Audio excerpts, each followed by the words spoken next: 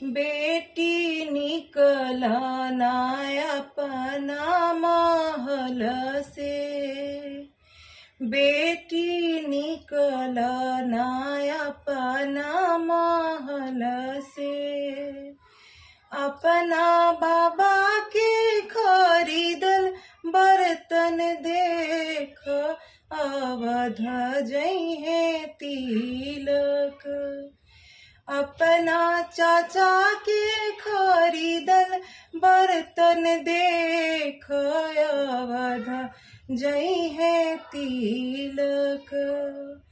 बाबा कैसे में निकली महल से, बाबा कैसे के निकली महल से।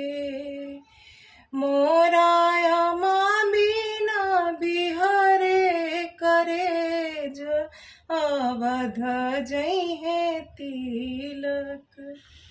मोरा चाची बिना बिहरे करेज अवध जइहे तिलक। कैसा लगा आप लोगों को ये गीत? कहिएगा तो मैं पूरा ये गीत सुना दूंगी आप लोगों को। ढेर सारा प्यार दीजिएगा मेरे इस गीत को।